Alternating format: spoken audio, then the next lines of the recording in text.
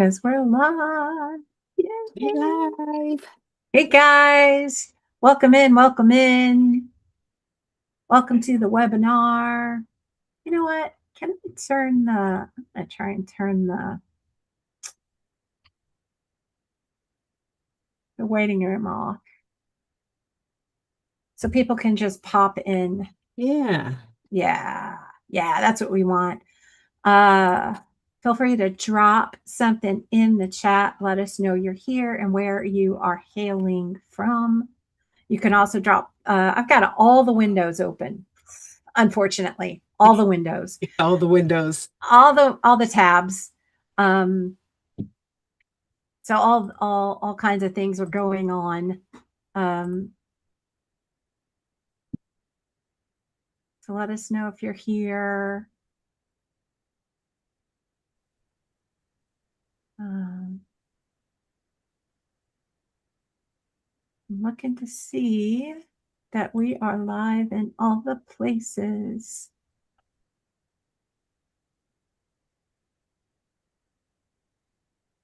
We're going to get started here momentarily. We do want to give people a few minutes to come in and do their thing.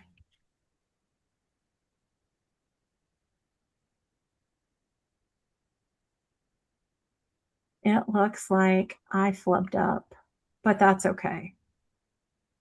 That is okay. What we're going to do is just keep going.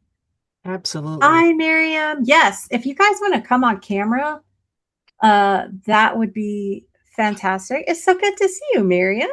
Nice to see you as well.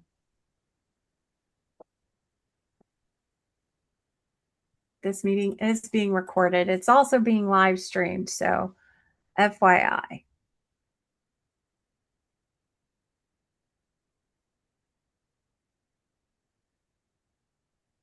Okay. We may just need to upload the recording later because I think I messed it up by testing the live to make sure it worked. But that's okay. Live and learn. See, I'm not perfect. Absolutely not perfect.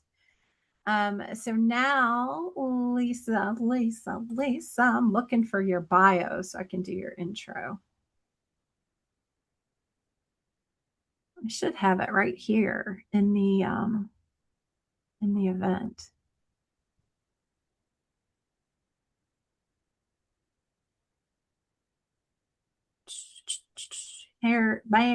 Bear with us. Hang in there with us, people. I'm still looking to see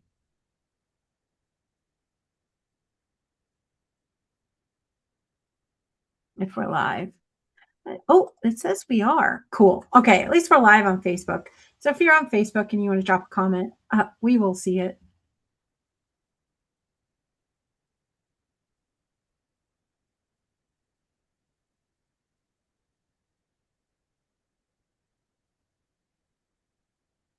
Okay. All right, well, let's get started. So today we're here with Lisa Haynes. Lisa, I met Lisa on Alignable, and we connected there. And Lisa's going to talk to us today about navigating reinvention. Confidence seems to be a big theme this year. There's just that I've seen a lot of events about confidence, and doing things with confidence and having confidence and building our confidence. I feel like it's a common thread this year. So reinvention is really about starting over, right? It's about starting where you are. Uh, and today, in this uplifting and practical talk, Lisa is going to help us and the people that will see this later because it's out on the interwebs forever now, Lisa. Um, she's going to talk to us and help us with embracing change with clarity, confidence, and purpose.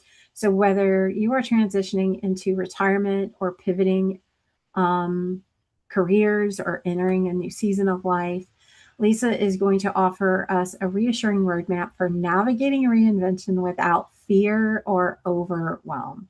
So Lisa's here. She's funny, she's honest, and she's real, and that's what I like best about people is those things. And she's here to remind us that we are more prepared for what's next than we think. So, Lisa, the floor is yours, my friend. Thank you. Thank you. I'm happy to be here. Thank you for allowing me to share your platform. So I'm excited to be here. Before I get started, let me just tell you a little bit about my story and how I got to this place where talking about this became important. And so it's what's interesting is over the years, I look back on my career now and realize I really did reinvent myself several times. But when you're in the midst of it, you don't think of that.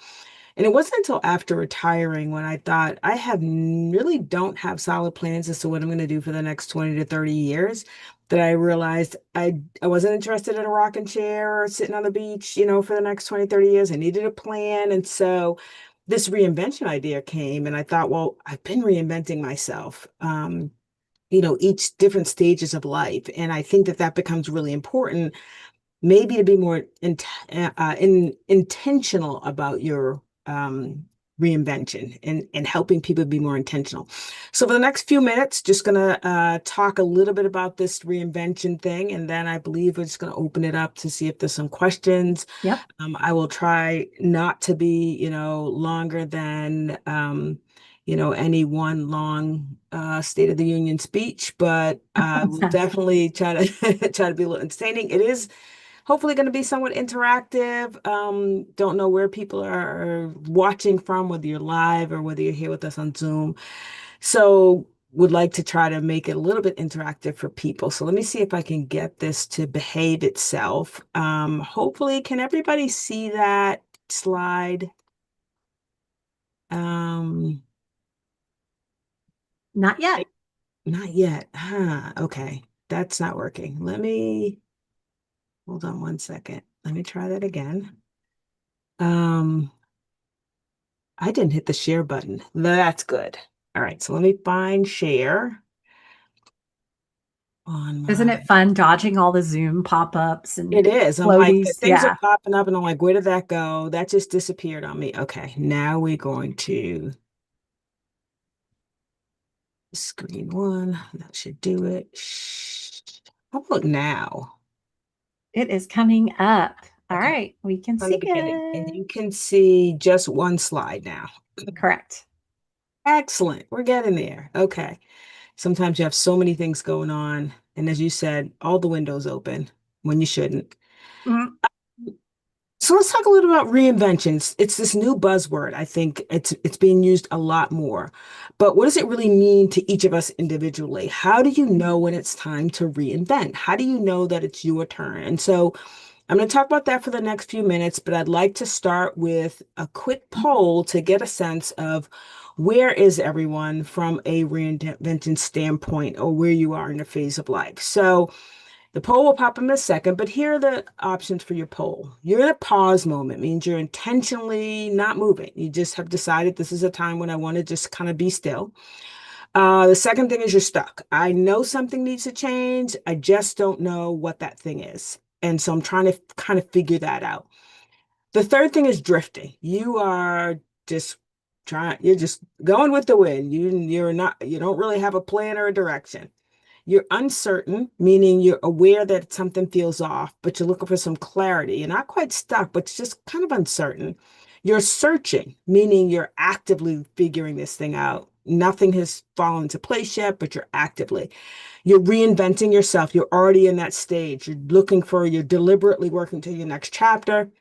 And then the last one is you're open and ready. Not quite there yet, but you're headed in that direction. So the way that we're going to take the poll, if you're not familiar with Slido, is you can either use your phone to do the QR code, and it will pop up for you automatically. Or if you don't have access to your phone, you can go to slido.com and type in this hashtag 2400 2025 when it asks you for the survey. So as people start to respond, we're going to see this movement happen in the on the screen where, oh, go back. That was not intentional. Go back, go back. There we go. We're going to see the movement on the screen as people start to put in, hopefully. You always wonder if this stuff's going to work. Yes, I love it when it works. So just where do you think you are right now? We've got some reinventing.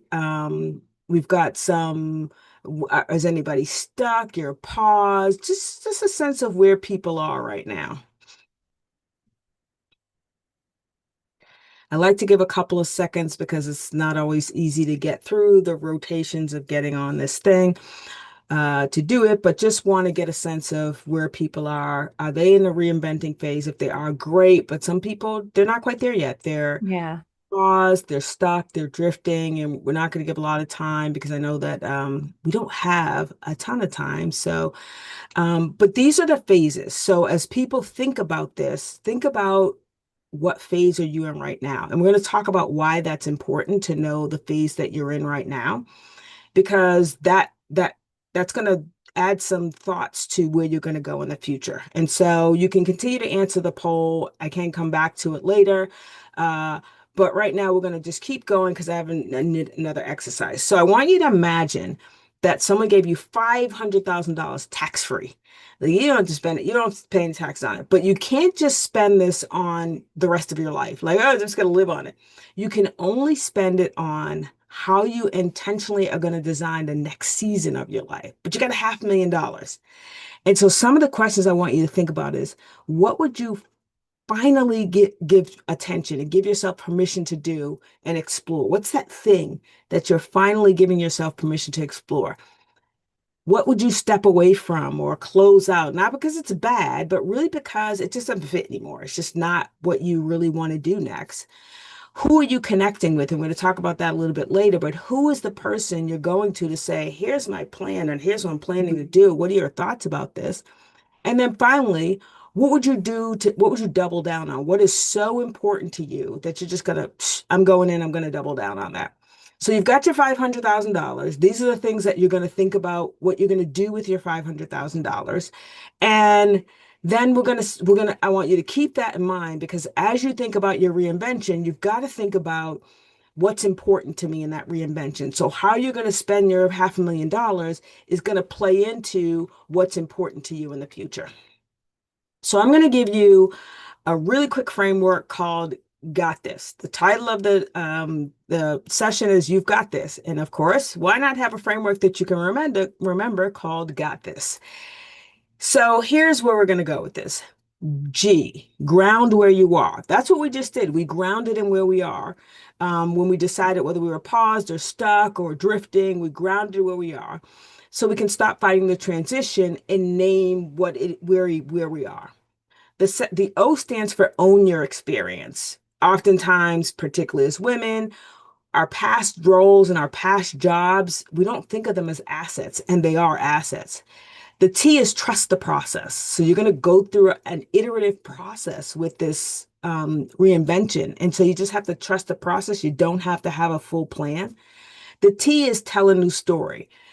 So oftentimes your words will dictate where you are. And so we need to learn to tell the new story. What's our reinvention story? Tell it. I tell my reinvention story. I tell my retirement story to anyone who will listen because that's where my story is today. And then hold confidence, not certainty. So one of the things that's difficult for us is we like to hold something and be in control and confident that this is what's going to happen. In this reinvention, we've got to hold not the confidence, not we got to hold the confidence, but not the certainty. It may not happen the way we thought it was going to happen, or how we thought it was going to happen, or the timing, but we're confident that this is going to bring us some clarity.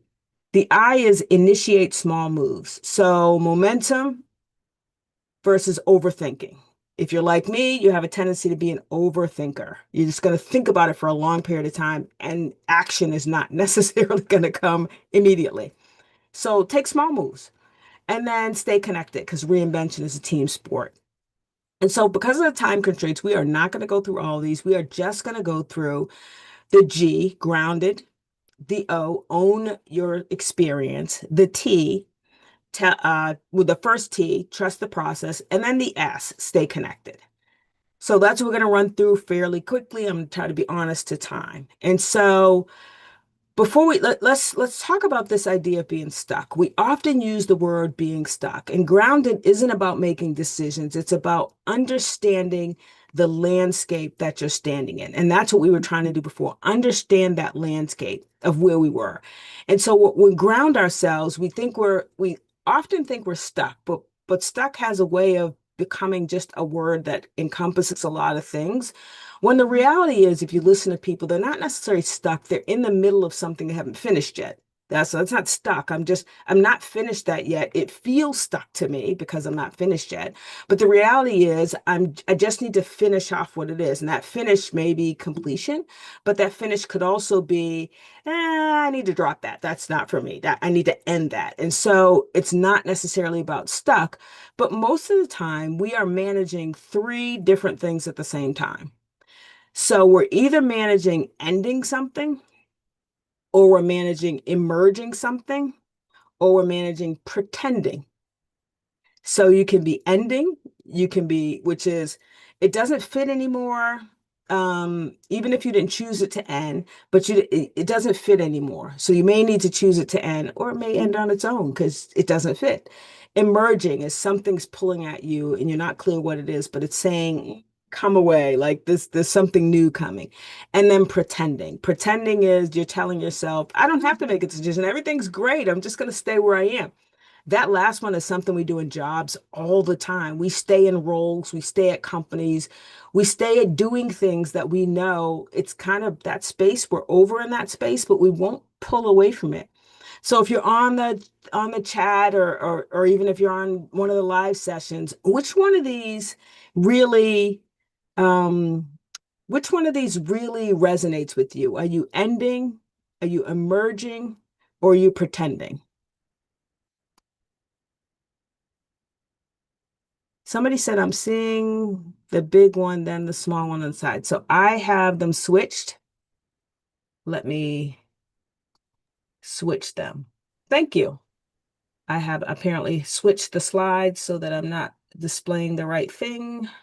Now, I think I'm seeing your main slide, You are. uh, the ground where you are, but the pop-up is a little bit over the top of Got it. it. Okay, I see. Just slide it over. Here we are. Thank you. So that's You're what you meant. welcome. You can see that slide. Okay, so everybody hopefully can now see just one slide. I have double screens in front of me, and we all know that that can be a little bit treacherous when you have double screens. Hmm. So just pop into the chat where you think you are. Are you ending something? Are you emerging something? Um, somebody said recently ended and now emerging. And so it is a process. You might be ending something, emerging something. We could be doing them all at the same time, ending, emerging, and pretending, depending on what's going on. And so I like that we can name them, know what they are, and then continue to move on. So we're grounding ourselves in we've managed these three things. We know what they are. We're going to ground ourselves to say, this is where I am. I figured out that I'm either stuck or I'm this.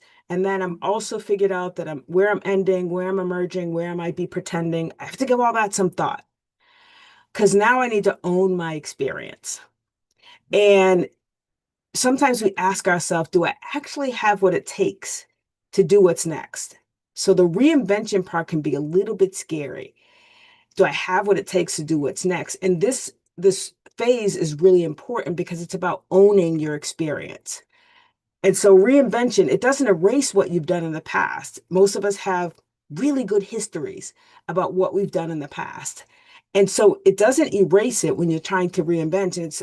It is starting over, but it's not erasing the past. It's actually building on it. It's building on what you've already had. So wherever you are, reinvention is building on that piece of it. And this is where the ownership matters because when we start to forget the past, when we start to forget, oh, this is what I did before, it starts to feel like our experience was random. Like I've had this random experiences or this that's built up when actually it's cumulative. If you start thinking about all the things you've done And one of the things we don't do, I learned it from a book called The Art of Brag. We don't brag on ourselves enough. We don't brag on the things we've accomplished. And if we did spend more time bragging, we would realize that we have been quite accomplished people, like patting ourselves on the back if we spent some more time bragging. And even in our own, if you work for a company, your performance appraisal is a great example. It's really hard to brag on yourself in your performance appraisal, even though that's the opportunity for you to brag on yourself. If you're the owner of a company and you have stakeholders or investors, what you've done with the company, that's a great opportunity to brag on yourself at a board meeting or at an investor meeting or whatever. And we still have difficulty bragging on ourselves when the reality is that cumulative experience is exactly what we need to be building on. That's what we need to be talking about. That's what we need to own. And so whether your job is changing or you're stepping back and retiring or just trying to figure it out, we have to figure out that when it comes to the next, both for the most part, we've already lived the experience that we need to do what's next. And that's what's really important. We have already lived all that experience. And so I like to say when structure changes, confidence takes a hit. We become a little less confident when our structure changes. It gets a little wobbly for most of us. And that is where the door is open for that ugly word, that ugly phrase that can sometimes be a killer for reinvention, the imposter syndrome. It's where imposter syndrome pops up. And now we're at the place where we're starting to doubt ourselves and imposter syndrome. And so in this phase, in this chart, which I collected from uh, the transformational leadership consulting, and I gave them their credit. They talk about 5 types of imposter syndrome. And I want you to see if you can identify which one of these is you. And I can tell you which one of them's me. Are you the perfectionist, where self-image takes a hit and that just completely feels like failure to you? Are you the expert? You need to know everything to be competent. And that's an exaggeration, but you know what I mean. The natural genius, which is you just have to be intelligent, and then everything comes effortlessly. Are you the superhuman who believes that you just have to be superior to every domain? Or are you the soloist and you believe independence means you're doing everything on your own? And I'm the soloist. I'm the person who's like, if I just put my head down, I can get it all done. I can just knock everything out. I'm the soloist in the chart. What are you? What is your imposter syndrome? Because again, a significant part of the reinvention is really calling out exactly what it is that we are today. Where are we and where do we want to go? And so imposter syndrome has a way of haunting us and coming. It almost sometimes never goes away. It creeps around us. It's we start asking ourselves questions in the imposter syndrome, like maybe I was only good at that role. Or maybe without the title, I don't carry the same weight that I used to carry. And maybe I don't know who I am in my next chapter yet because I'm going away from my last chapter. For some, it's a little bit deeper. Maybe my best work is behind me. People often think that they were in this job, my best work was behind me. Without the structure, I don't know how much value I'm going to add. That structure that I had helped me to add value. Or maybe this next chapter will prove that I'm not as capable as I thought I am. And so that's the absolute worst place that we go with ourselves is to the imposter syndrome, where we start convincing ourselves of what we can't do. When the reality is we already have all the skills to do whatever's in front of us if we just allow this kind of reinvention path to go the direction we wanted to go. And so I saw this particular quote who I wish I could attribute it to, and it said, imposter syndrome doesn't mean you're unqualified. It means you may have outgrown the container that you built your confidence in. So think about that. If you've built your confidence all in one space, this is where you have thrived, you feel really confident about who you are, you've done a great job, and now you're you're in a space where you're like, I'm not sure if this is still for me anymore. I think I've done all the things that I needed to do in this job, which is how I felt about being at the CFO role that I was in. I felt like I had done what I came to that place to do. And then I started to wonder, maybe I need to go do something else, but can I? Is there another thing I can do? Or am I really just kind of stuck here where I am? But the reality is, I may have just outgrown that space. And it may just be time for me to move on to something else. And I learned that it was because people assume that their value is in their title or their role or in their organization, when the reality is it is not. Your title is not in your value is not in your role. It's not in your organization. It's not at all in the role that you have or the title that you have. So our next, we want to talk about superpower. And I love to, because I think superpower is kind of like the thing you use to fight against this uh this thing called imposter syndrome. And so what is your superpower? Drop that in the chat, or even if you're online, drop that in, if you're live with us, drop that. What is your superpower? It's the thing. What do the people come to you for? Somebody said my intuition. Yes. What do people come to you for? Because they know, like, I know if I go to her, I'm going to get a really good answer. Someone said I'm a good listener. They come for their guidance. These are really good. And so I think that one of the things we have to recognize is, of all the things, my superpower is problem solving. And it sometimes works against me because then people think really I can solve all problems. I get asked questions that I have absolutely no idea what the answer is. And I mean all kinds of questions, not just from family members. I get people calling me. I'm a certified public accountant. I can't tell you how many calls and questions I've got that are legal related. And I have to tell people I am not. I'm not a lawyer. I know it seems like they're kind of the same, but they're not. Someone said negotiating. And so my problem solving ability really has allowed me to just step into a lot of different venues, a lot of different areas, as will your problem solving. One thing I want you to notice is no one put in their title. No one put in their company as their superpower. No one put in the job that I have or had. None of that is your superpower because imposter syndrome will get silent. It will get more and more silent when you own your own power. When you own what's good for you. I didn't realize that that wasn't up. When you own what your superpower is, and you don't fear stepping into the process, then you'll get less and less of imposter syndrome. Because imposter syndrome will have a way of monkey wrenching your reinvention because it tells you what you can't do. Superpower tells you what you can do. So when you step into this is my superpower, and I'll use someone as an example who says, I'm a great listener. Why is that such a great superpower? Well, you're thinking, what can I do with that? You would be surprised in almost any venue what a good listener adds to value because there are lots of people talking. And so someone who's a good listener, not only are they listening, but they're hearing. They're hearing things other people aren't hearing. They're listening to things. And that also gives you a skill in terms of interacting with people and making and creating and keeping relationships that others won't get because people love somebody to listen. We all want to be heard. People love someone who will absolutely listen to them. And so if that's your superpower, that's going to take you places, but we all have superpowers that we can figure out how we're going to use that superpower and what that superpower is going to do for us for that process.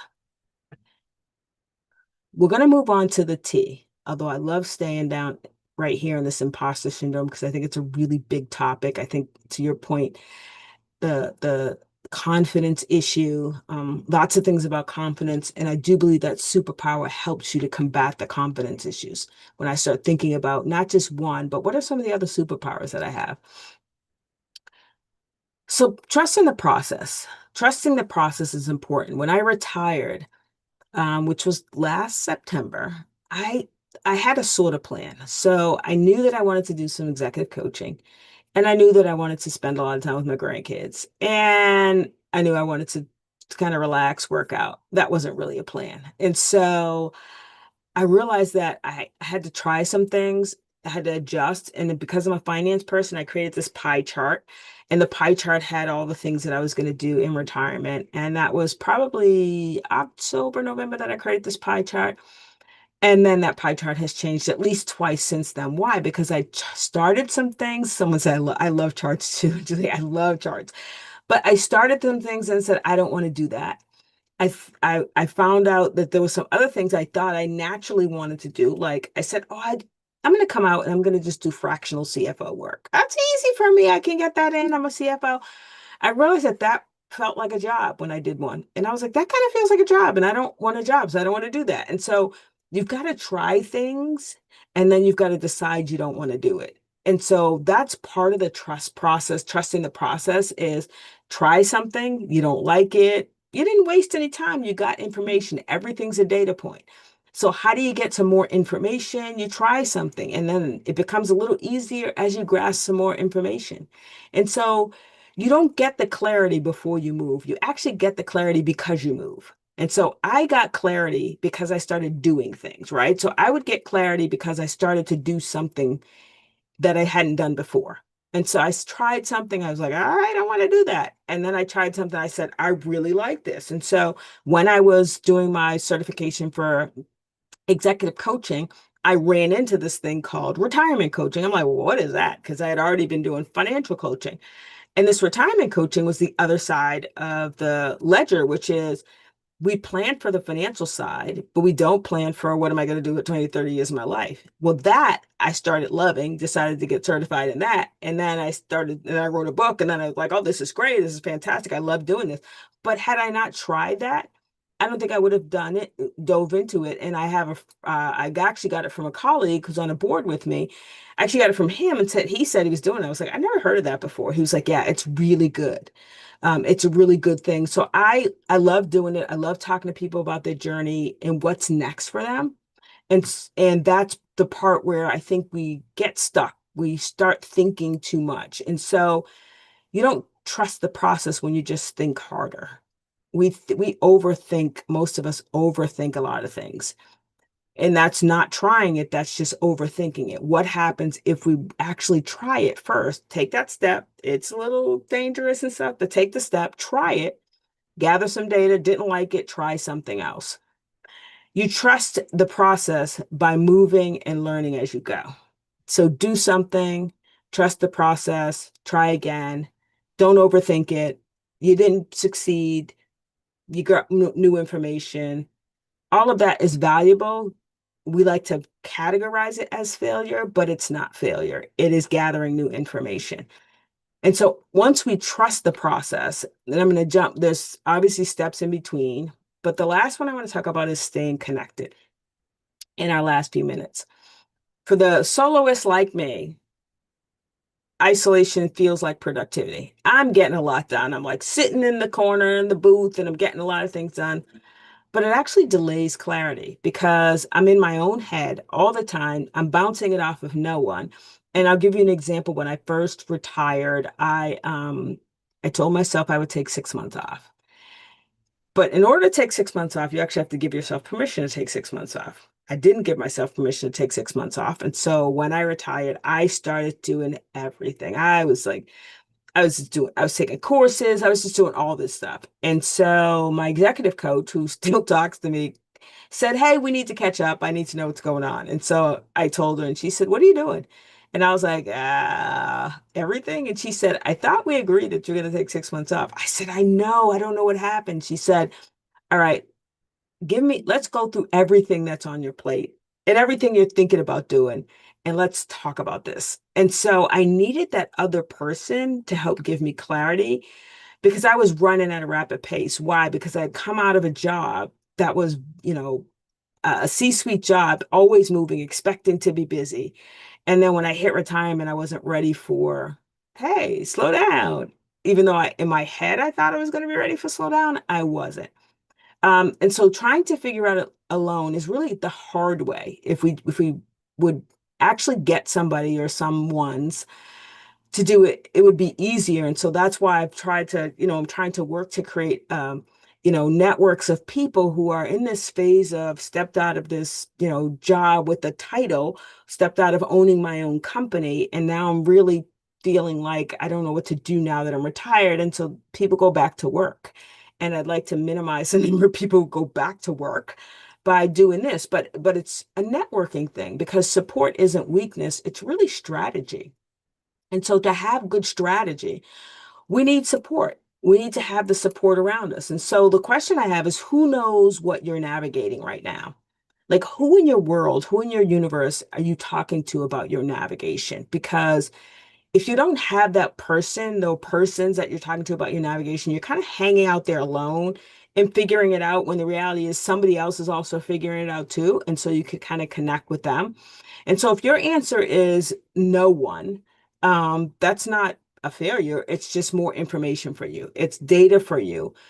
Me, I'm at the place now where I tell everyone who will listen about my journey and where I'm going and what I'm trying to do. And probably people get sick of me, but it doesn't matter because now I'm sharing and then people, I get lots of opinions. Have you considered doing this? Have you considered doing that? And as I say to some people, that kind of sounds like a job and I don't want one of those. That's one thing I'm really clear on is that I don't want a job. And so I offer to stay for you to stay connected to people, stay connected to your to the folks that you're in your work world. Stay connected to the people in the Lady Powerhouse community because there are other people going through the same thing. And when we work together, when we walk together, things are a little bit easier. And so I want to remind you of the got this framework. You take a snapshot, a screenshot, but again, ground where you are, own your experience, and trust the process. Those are the three we went through. Tell a new story. How you tell your story is up to you. Hold confidence and not certainty. Be okay with uncertainty. That's hard to say, but be okay with some uncertainty. Initiate some small intentional moves. So take a step. It'd be a little scary, but take a step. And then stay connected. And staying connected will also help you to feel grounded. So how you can connect with me, here are all things about me. I've got put some videos. I got some videos on YouTube. I'm on Facebook and Instagram. You can always connect with me on LinkedIn. I love to connect with people. You can reach me at Lisa at retiredandkillingit.com. Everything for me is retiredandkillingit.com because that is my approach to life right now. And that is all I have to share. That was awesome. Thank you so much. I'm sharing. I grabbed a couple of nuggets and dropped them in the chat. That I am definitely going to create some little notes for myself, little post-it notes. I sit in front of a window, and eventually, I have a feeling it's going to be covered with post-it notes and dry erase marker because the view is fabulous. Don't get me wrong, but there's these things that, like, you dropped a couple of I was like, oh, mic drop. You don't get clarity before you move. You get clarity because you move. Yes. And I really, really appreciated that. It's a great reminder that, imperfect action is still movement forward. That's something I struggle with. I'm the perfectionist for sure. Mm, A little bit of some of the other ones as well, right. but I've kind of grown out of some of that. And then that when you said support isn't weakness, it's strategy. I'm like, boom. It is. It is. And I wholeheartedly believe in that. And the more you have now, I'm not about like, oh, you gotta know all these people and be popular. But the Right. more people that you have in that inner circle, that tribe that do know you and Yes. support you, the girls that you can call at 3 a.m. and go, I need you over here now. And they come over and they've already got the shovel and the duct tape. Those are your people, right? So yeah, I really, really enjoyed that. And I wrote down the acronym too, got this, so that I will remember the rest of it. Lisa, I don't think you sent me your all of your stuffs, like your website and your Oh, socials I will and do your ats. that. I So was be sure thinking, you send that to me yeah, so I can drop it into the notes I sure will. after these get posted. So everybody have easy access for how to follow up with you, or you can go out there and Yeah, um, drop it in the comments as well in all the I places. will do both. Um, we are live streaming YouTube, Facebook, and LinkedIn. So if you have questions, I don't think LinkedIn is working. Yeah, perfect. I'm going to copy and paste this Okay. into the other platforms as well. Her contact information is here. It doesn't look like we're live on LinkedIn, but we're on Facebook and YouTube. So if you are out there and you have a question, you want to drop it in the comments, please, please, please do so. And if we don't get to it today, I will keep an eye on those. Of course, I'll get the notifications, and Absolutely. I'll either tag Lisa or forward those to her so she can respond to anybody. If you are here in the room or in the Zoom room, we've got about a half a dozen people in here. Feel free to raise your hand or just unmute and jump in with any questions for Lisa. Do do do do do do do. And it's okay if there aren't any questions. Hi there, Lisa. It's Carolyn. Hey, Carolyn. How you doing? I'm good. How are you? I'm doing great. Why would someone not move? Like, what is that feeling in the gut, in that cloud of fog where you said you gotta move? You'll get that clarity when you move, but what would stop someone from doing that? Why would you move and you're not clear? I mean, that statement Mm, is so powerful, but what Yeah. is the thing that's holding you in your seat? And I think that's something that maybe a lot of us have dealt with. Mm-hmm. So how did you recognize that, hey, if I don't get past this, I'm not going to get the clarity, but the very thing that's keeping you in your Mm-hmm. seat is the fact that you're unclear. So what made you say, hey, I got to move? Yeah, Carolyn, it is complete fear of the unknown. And so, as human beings, we like to know what's next. We really do. I mean, we'll say that we're not control freaks, but we are. We yeah. like to know what's next, right? And so, when you don't know what's next, you start thinking to yourself, but what if? All the what ifs happen. And one of the things that I asked myself, uh, which is something I actually learned as a part of executive coaching, was what's the worst thing that could happen? So I started, whatever that thing was, I said, what? So when I decided to retire, I said, what is the worst thing that could happen? Well, the worst thing is I decide I don't like this and I go back and get a job. If that's the worst thing that could happen is I decide to go back to work, it didn't seem that big of a deal to me. And so I think that when we take that and we ask ourselves, what's the worst thing that can happen? We usually find that we're conflating whatever it is that is this Mm, huge fear for us. We've decided it's bigger than it is. And so it's less risky to just stay where I am. And even if I'm miserable, I mean, I don't know how many times I've talked to people who are miserable in their job or miserable at what they're doing or in this stage of life, but they won't move because there's a fear of, well, what happens if? And most people have a fear of failure. They have a fear of rejection, even when they don't want to admit it. Those two are really prevalent. oh yeah. Yeah, and so you choose to stay where you are because at least it's the devil I know versus the devil I don't, right? So I just stay where I am. And that whole faith step out there of not knowing anything can be really scary for some people, paralyzingly so. Hmm. I had a So true. an epiphany. It was probably last year. Um, I was being asked by the universe to do some things that were really uncomfortable. And it was a lot of change and it was unplanned, unscheduled. I did not pre approve this. What? Um, and, and I'm driving in my car and I'm crying. And I'm like, okay, I just need to know whatever it was. I don't even remember what it was anymore. I just need to know. Mhm. And the response was, you're not gonna. And there's this false security in Right, thinking and convincing ourselves that we do know that suddenly we are fortune tellers and we can tell the future right, because we know what's going to. You don't know right.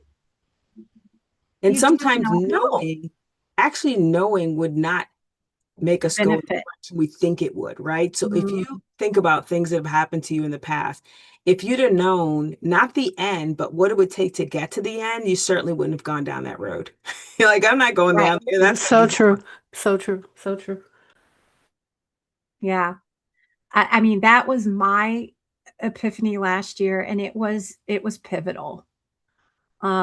Coming to the realization that in actuality, I don't have any control over Right. anything, no matter how much I plan and how much I strive and how much I work Right. towards. And my partner said something. He goes, "I just love the way you are so ambitious about creating order in your life.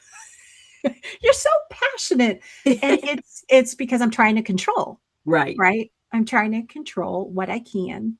And usually I will do that because something feels like out of my control. Right. And so I will hyper fixate on something, Hmm. controlling something else to make me feel more Right. comfortable with, you know, it taught me how to be uncomfortable with being comfortable with being uncomfortable. Hmm. And that is a key concept. In reinvention, you have got to be comfortable with being uncomfortable. Because you're going to try new things. You're going to do things that are outside your wheelhouse, outside your box, outside what you thought. When I remember when I had a conversation with my boss at the time who said, "Hey, would you take on diversity, equity, and inclusion?" I'm a finance person. What do I know about creating a DE&I program? We didn't have one, and he wanted one, and so that was uncomfortable because I thought I could really fail badly at this Mhm. because I've never done this before. But again, everything we do is cumulative. And so while I didn't have that particular experience, I had had so many other leadership experiences that doing that it was a different version, a different way to use those skills.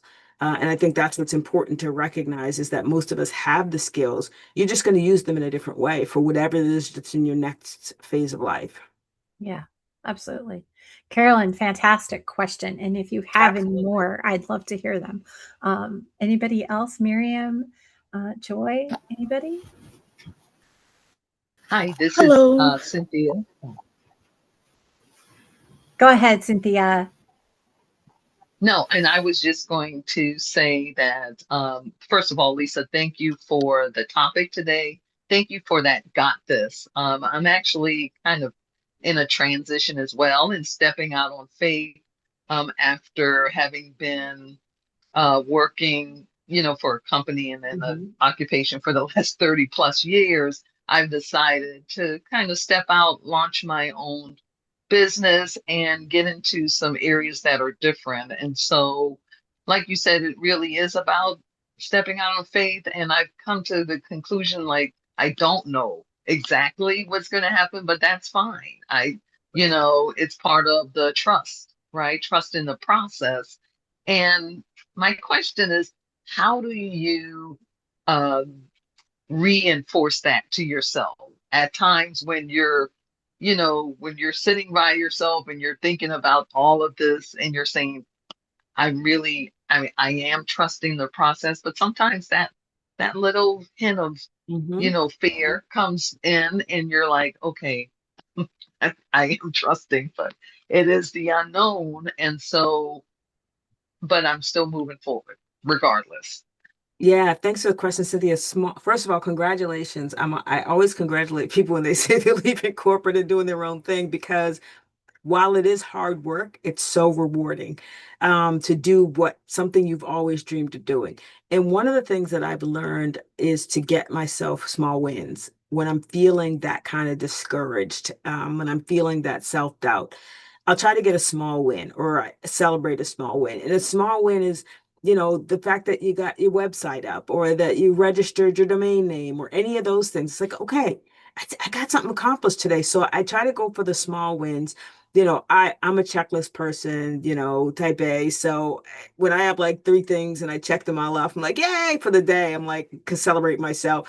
But it's really finding the small wins because and recognizing it's a long road. And that's hard sometimes when I think about that. It's a long road ahead of wherever I'm trying to get to. There's lots of hills and valleys that I have to go through, but there's a longer road. So again, one step at a time. I'm trying to get there one step at a time, even though I want it to be immediate. I want to run right to the end. I want to be done. I want this to be a whole success right now. But I remind myself that I'm in a process, there's not a destination. And so as I grow this, whatever it is I'm working on, I try to get myself some small wins because small wins make me feel good. And I'm like, oh, well, that was good. I had a small win. The other piece of it is that that S, which is not my immediate reaction. I'm a soloist, I'm an introvert. And so I like talking to me and spending time with me. And so, but getting outside of that bubble and talking to other people who are doing things can be so helpful. There are times when I'm doing some things and I have no idea that anybody's even paying attention. So somebody called me literally 2 days ago and said, "I've been following you." And I said, "Really? Because I'm following you." And she said, "But she said, since you stopped working, you literally are killing it." Well, that made my entire day for her to say that because she's somebody I worked with when I was working. And she said, "I'm thinking about retiring." And so sometimes you don't know what you're doing, how it impacts other people, because everybody's not going to send you an email and tell you. But sometimes you don't know the things that you're doing that are impacting other people. But when you connect with people, because you talk to other people, you then find out, oh, I didn't even know that she really enjoyed that, or somebody really was affected by that. So those two things, celebrate your small wins, but also stay connected to people who can help encourage you. Yeah, and I'm gonna So piggyback off of true. that a little bit. Um, the small wins, and remember that you have been successfully Yes. killing it 100% of the time so far. And for somebody like me who is more than halfway through her life, that means I'm over the hump and everything is going to be easier from now. Like that, this is what I tell myself, right? So just remember that, Cynthia. Thank you for that awesome question. I'm going to have Kimberly come off mute, and you are up, my friend. Hello. So for me, thank you so much for having this event today. I know for me, I'm not in retirement, but just kind of more so breaking out in the working Hmm. field. And for me, I've always been told, be comfortable with being uncomfortable. And I think for me, it's like knowing when it's distress versus uncomfortability.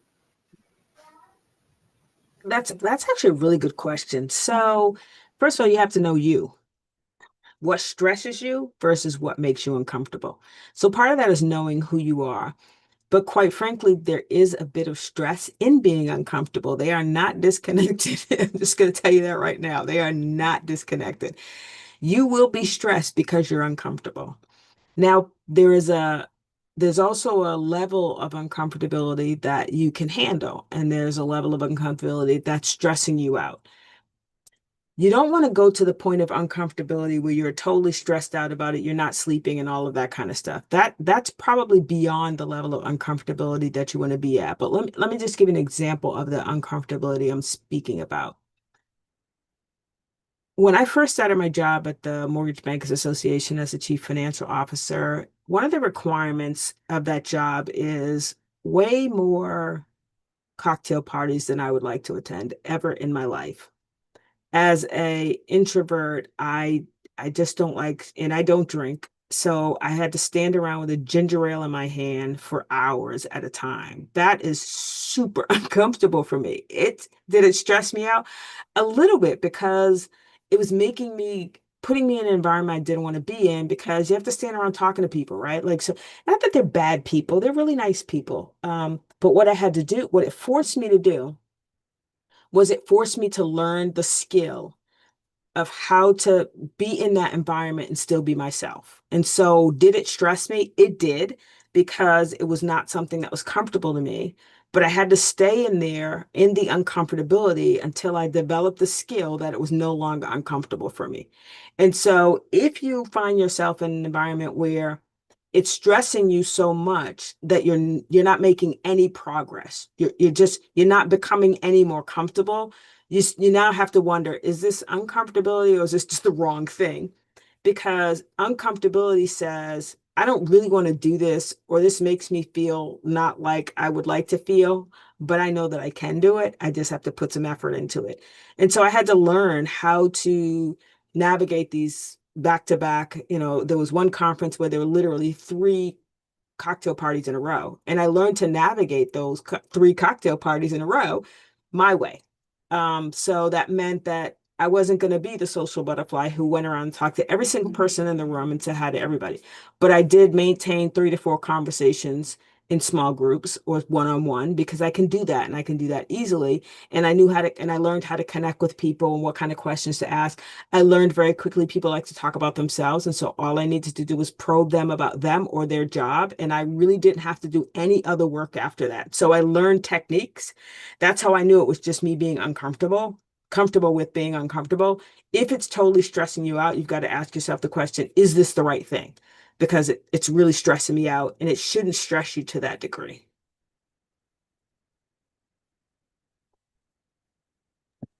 Awesome question too. These are great questions. They are. Did you bring these people in and go, hey, come in here and ask me these questions? I These are perfect. I wish I could take credit for it, but I did not. These are perfect. Perfect questions. I'll chime in and say, where were you 3 years ago? I needed you then.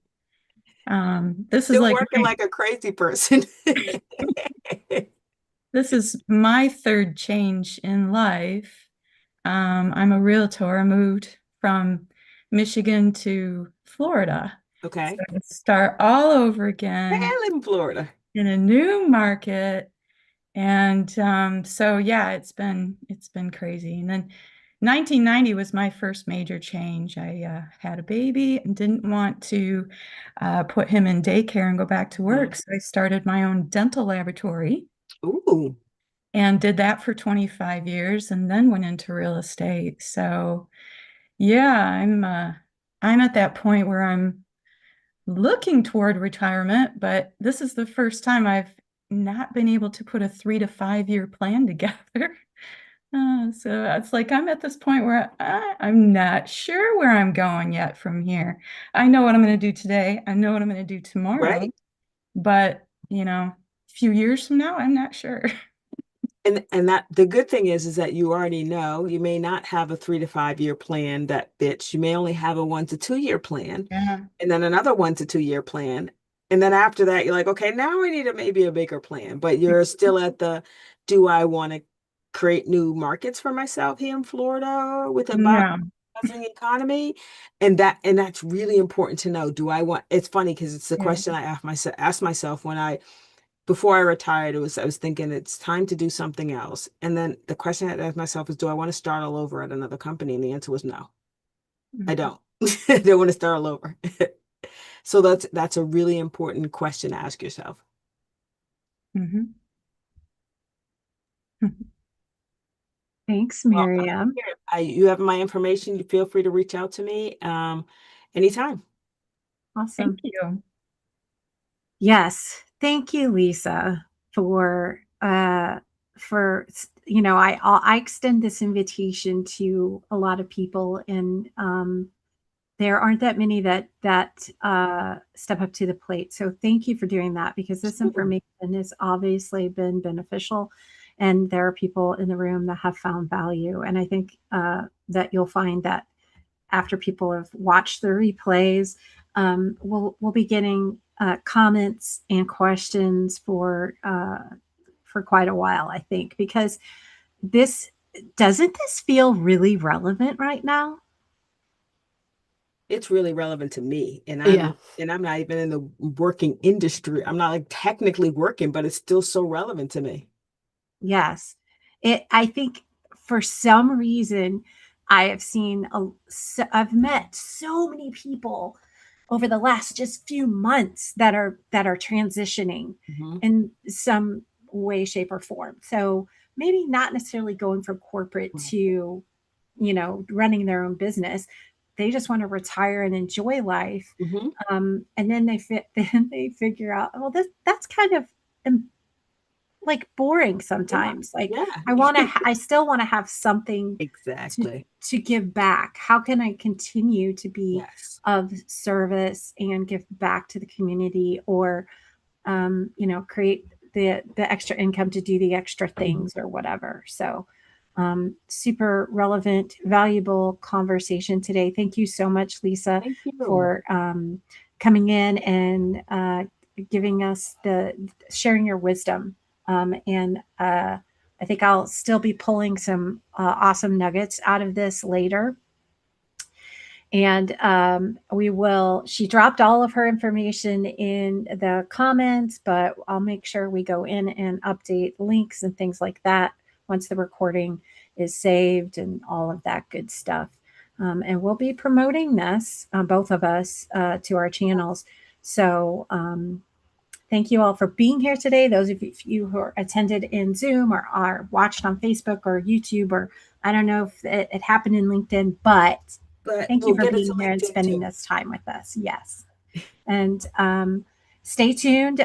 Make sure you're following Lady Powerhouse for upcoming webinars. And these will continue. And I also have a lot of other events out there happening every month in person and out on the virtual world. So stay tuned. We will see you guys next time. Bye. Bye. Thank Thank you, you. everybody.